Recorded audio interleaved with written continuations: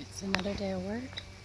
You can see I've made a lot of progress here on this new area that used to be an L-shaped raised garden bed. I need to empty these black tiered containers, and I think what I'm going to do is kind of plant them on the back side of this juniper, because in the summer they just roast from too much sun, so they need some shade. And I'm going to donate this whole area where you see the Maltese cross, perennial flowers. This is going to be dill and parsley for the swallowtail butterflies. They ran out this year. I didn't have enough and they were hungry, so I'm going to try to make a nice big patch here for them. As you can see, parsley has a long taproot and it does not transplant well, but this came up real easy and it came with the soil. I don't think I've disturbed the taproot. I'll check back in a few days and see what happens.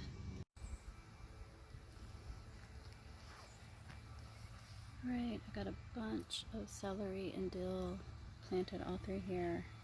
I will throw out seeds as well and plant again in the spring. I think these guys will be okay. And I'm going to put the mountain daisies here in the front of this new humped raised area I made. And on the back side, which is really raised, I have strawberries. And I divided one package of snapdragons and planted throughout the strawberries.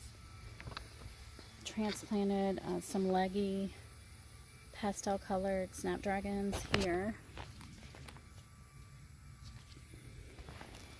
They're perennial here.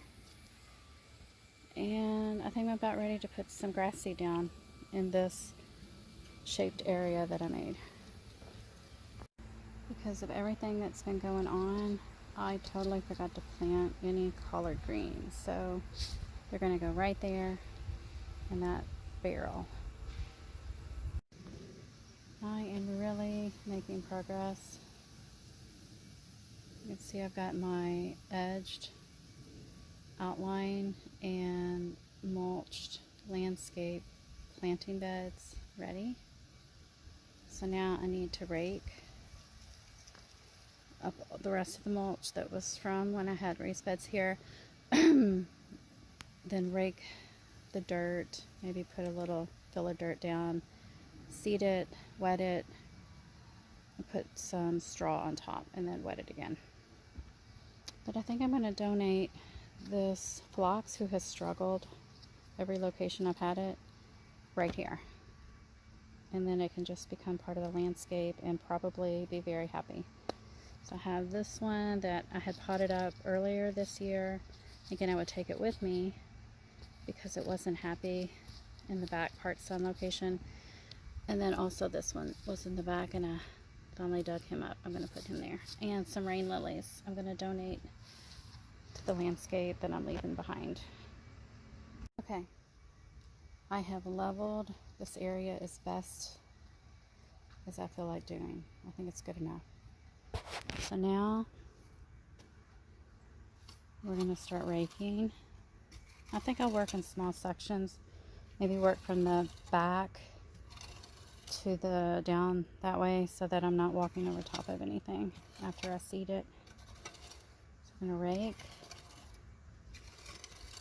I'm going to put the seeds down, which this is what I'm using. It's supposed to be Microclover and some very short grass. I did want to do the whole lawn in Microclover, but it is extremely expensive. So I'm hoping this will do the trick. Alright guys, time to get busy. Okay, now I'm going to put down my favorite straw. It's easy straw. It's got some kind of component when you wet it. It sticks together and it doesn't like fly away.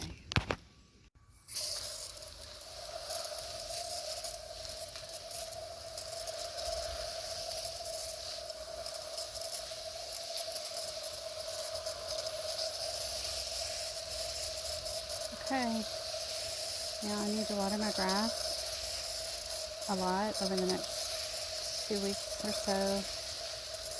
See how it goes. Guys, a little over a week ago, this area right here was my L-shaped raised bed that I was told to take down by the HOA. And now it looks really different. I'll put a picture right here of what it did look like a little over a week or so ago. Maybe some pictures from the summer when it was full of vegetables.